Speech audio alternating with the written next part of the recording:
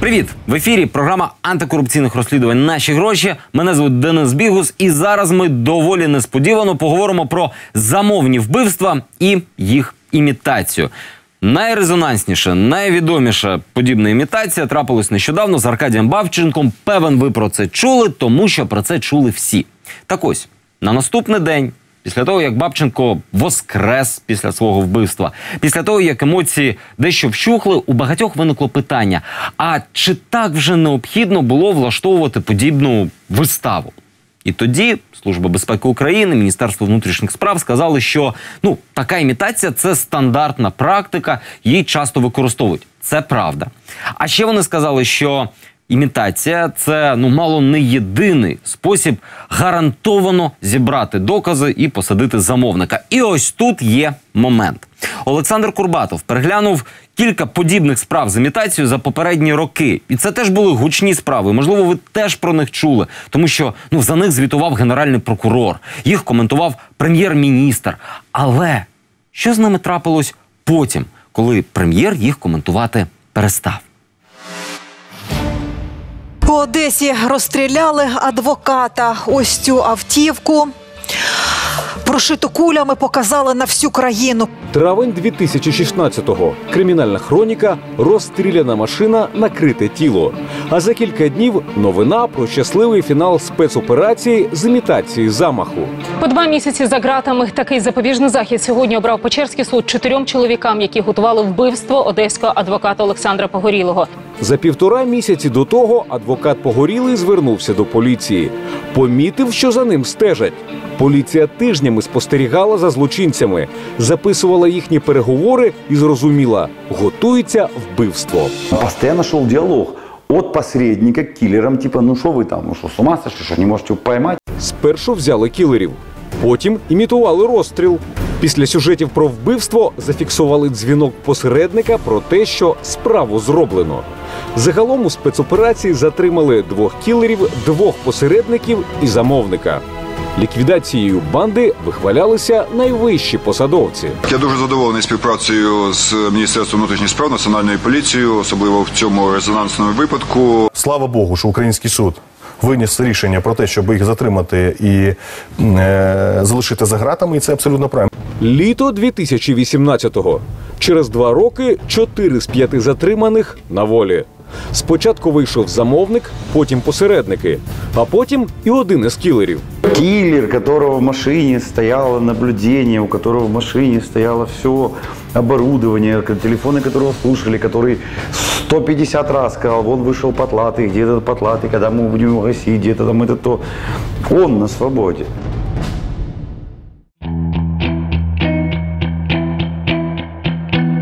Селище Затока, пилюка, бур'яни. Одразу й не скажеш, що за місцеву землю у буквальному сенсі готові вбивати.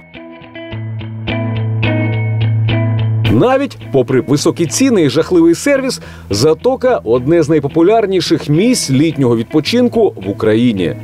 За рік до замаху, у 15-му, Погорілий отримав в оренду на 50 років усі 12 кілометрів пляжів Затоки. Берегову лінію 3 місцевих островів сільрада нібито віддала йому за 2 дні до завершення своїх повноважень. А відтак і ексклюзивне право на пляжну торгівлю – від лежаків до ресторанів. Набережная, потому что, в принципе, набережная – это проект, который в состоянии приносить на минуточку порядка $3 миллионов в год. Через цей проект у Погорілого виник конфлікт з новим складом сільради.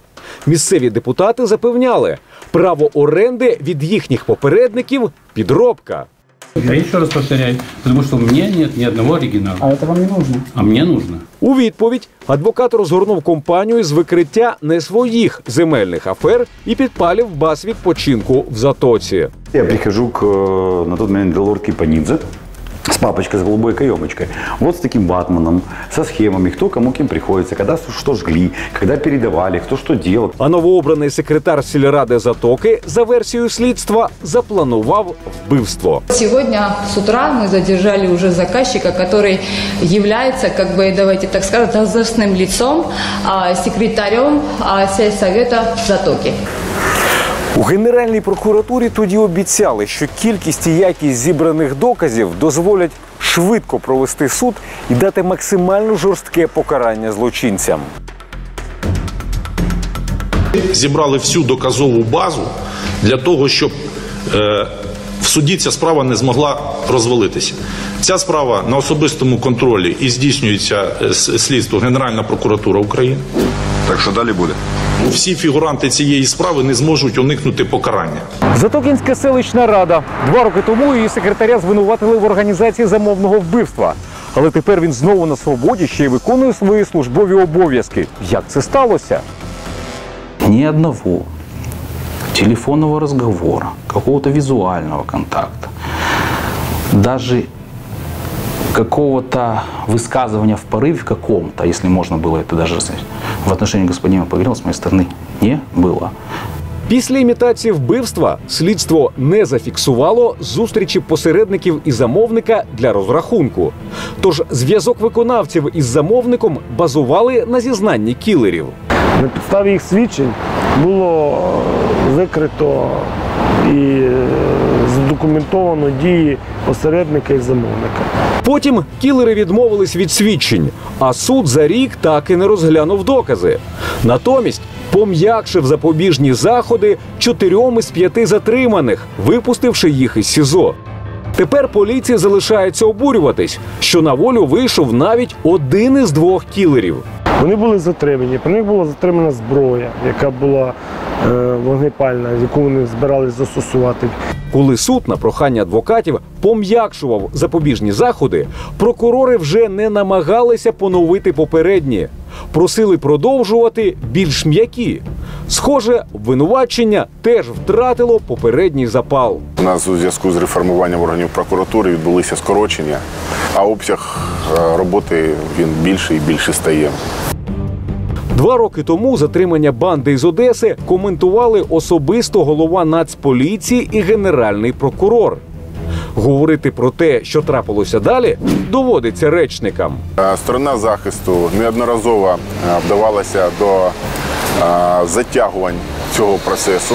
Результати резонансної спецоперації із імітацією вбивства, попри обіцянки очільників ГПУ, застрягли в суді. І замість відповідей з'являються питання. Якщо доказів було замало, навіщо так голосно рапортувати про розкриття? Навіщо взагалі перші особи країни взялися коментувати війну 2 таборів за землю?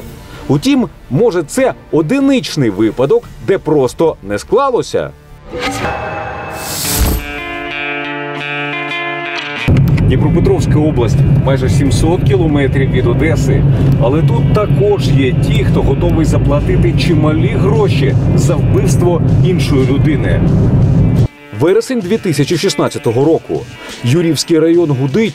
Зник один із найвідоміших фермерів області – Володимир Зоренко. Зникнення і вбивство – це спецоперація поліції, аби гарантовано викрити замовника. Імітували старанно. Мене схопили, я хватався оттуда так, потім витягли мене сюди, я хвапався, потім руку хтось мені обранив, я хватався отут, в крові було, і туфля осталась, і мене в другу машину вкинули і повезли. Ця драматична і детективна історія сталася влітку 2016 року. В ній і замовне вбивство, і спецоперація поліції, і дивопорятунок жертви. Не вистачає для хеппі-енду лише покарання ініціатора злочину.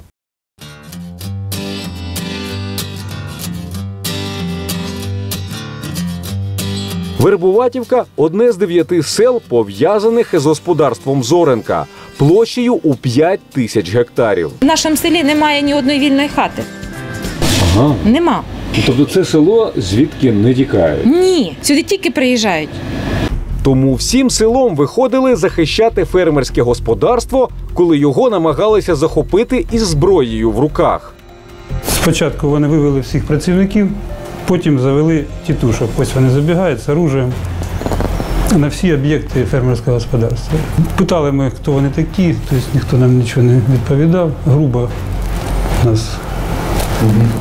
Організатор атак не ховався. Це бізнесмен з іншого району Петро Геник. Фермер віддає йому кредиту 30 мільйонів гривень. Під час захоплень бізнесмен відкрито заявляв селянам, що забирає своє, бо справжній борг набагато більший. А суд постійно змінює точку зору щодо того, хто правий. Є рішення суда, він сказав віддавати як захочу, коли захочу і скільки захочу. У червні 2016-го до поліції звернувся десантник 95-ї бригади Владислав Грищенко. Повідомив, що Генник запропонував йому вбити Зоренка за $30 тисяч. Відкрито заявив, йому треба убрати ферму. Я сказав, що я цим не займаюсь і займатися не буду. Але він сказав так, ну якщо не ти, то є і інші. Грищенко нібито бере замовлення, і поліція розпочинає спецоперацію. Мені сказали, що мене ведуть. Знайомий сказав. Всіх ведуть. Ну, всіх, не всіх, але мені конкретно сказали. По поводу. Ну, сказали, я атошником, не сказали нічого, сказали, з атошниками, будьте осторожні. Збивотник мені сказав, знайомий. Під час неодноразових зафіксованих зустрічей з виконавцем замовник показував його місця мешкання, місця роботи свого опонента, його коло знайомих, друзів, родичів, маршрути руху, розпорядок роботи, наявні транспортні засоби та вимагав вчинення вбивства особливо кваліфікованими способами із використанням вогнепальної зброї та вибухових речовин. Коли я зроблю, я вечером тебе позвоню, скажу, что надо купить воду. Я тебе скажу по телефону. Ты говоришь, да, смогу. Все, значит, все нормально, ты возвращаешься. Тебе его фотографировать? Та якщо він вже, то... Не надо. Інсценування провели пізно ввечері. За легендою, фермер повертався із польових робіт. Тут мене повинні були зустріти. Для усіх фермер зник. Селяни тиждень розшукували його тіло по навколишніх лісосмугах. Після інсценування замовника затримали. Про розкриття вбивства говорили в новинах. Але це був лише початок. Через 2 місяці після затримання організатора замовного вбивства Бабушкінський районний суд відпустив із СІЗО під домашній арешт, потім під нічний домашній арешт, а потім і взагалі під зобов'язання з'являтися в суд за вимогою судді або слідчого. В ухвалі суддя посилається на сукупність факторів: поганий стан здоров'я підозрюваного, не вказуючи діагноз, недостатність доказів і затягування процесу прокуратурою. Недостатність доведеності, недостатність доказів. Взагалі їх було дуже вкрай мало. Тебе його фотографувати? Не надо. Той, кого слідство називає замовником, нині не має жодних обмежень у пересуванні країною. На зустріч з нами приїздить із групою адвокатів. Намагається переконати, що став жертвою змови свого боржника із силовиками. Зоренко для того, щоб не віддавати мені борги, створив групу оцих осіб. Грищенко, в першу чергу, названий кілер. Ти говориш, да, смогу. Все, значить, все нормально, ти возвращаєшся. Замовник навіть повідомив кілера про необхідність повернути завдаток за вбивство у $6 тисяч з відсотками. Каже, то було не за вбивство, а просто в борг. Є розписка, вона в мене, слава Богу, лежить, бо коли мене, як сказати, брали, повилучали всі матеріали, які потрібні і не потрібні. Повилучали. І та розписка, слава Богу, знаходилась у надіжному місці. Это прямое уже давление идет на свидка, потому что я буду еще давать показания в суде против Генника. Гучна справа із гучним розкриттям у суді перетворилася на болото із непевними перспективами. Як і в Одесі, замовник відмовився контактувати із виконавцем після інсценування. Виплати грошей за виконання замовлення не відбулося. Ця обставина поєднує не лише одеську і дніпропетровську спецоперації. Вона характерна і для найгучнішого столичного інсценування вбивства за участю журналіста Аркадія Бабченка. Названий слідством і затриманий організатор Борис Герман і незатриманий замовник теж не зустрілися з кілером після виконання завдання. Адвокат Ігор Чудовський каже, зазвичай зустрічі з кінцевим розрахунком у кримінальному світі не практикуються. Это из художественных фильмов мы увидели о том, что имитация необходима для того, чтобы получил киллер расчеты за совершенное преступление. Ну, если не говорить о заказчиках бытового уровня, когда жена мужа заказала через любовника соседа. Ігор Чудовський упевнений, що зазвичай для доведення планування вбивства достатньо зафіксованих намірів і підготовки на практиці. Для цього передбачена стаття про замах на вбивство. До 99 случаев можно обойтись. Это успешно доказываются убийства без имитации преступления. Успешно. А если надо картинка, если надо журналисты, если надо поднять до уровня мирового, но у нас почему-то не думают, что подняв до такого уровня состав преступления, анонсировал и объявил, потом нечем будет доказывать. Імітація вбивства – це спосіб створити великий суспільний резонанс, який політики активно використовують для власного піару. Потім почнуться роки судової тяганини. Справи, що були на особистому контролі керівників правоохоронних органів, перестануть їх цікавити. А про їхні гучні заяви за кілька років мало хто згадає.